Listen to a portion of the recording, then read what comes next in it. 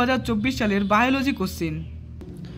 প্রথমে দেখো এমসিকিউ রয়েছে, 1-এর ডি নাম্বার উত্তর, তারপরে দেখো 2-এর সি নাম্বার, 3-এর সি নাম্বার, 4-এর ডি নাম্বার, 5-এর বি নাম্বার, 6-এর ডি নাম্বার, 7-এর সি নাম্বার, এরপরে দেখো 8-এর এ নাম্বার, 9-এর ডি নাম্বার, 10-এর ডি নাম্বার, 11-ওর এ নাম্বার,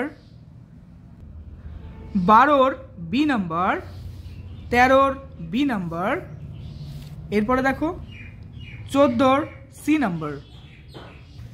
বাকি প্রশ্নগুলো দেখো, যারা 2025-এ উচ্চ মাধ্যমিক দিবে মন দিয়ে পড়াশোনা করো। অনেকেরই এক্সাম শেষ হলো, অন্যান্য সাবজেক্টগুলো কেমন দিলে উচ্চ মাধ্যমিকে কেমন রেজাল্ট আশা করছো, এরপরে কী নিয়ে পড়ার ইচ্ছা আছে।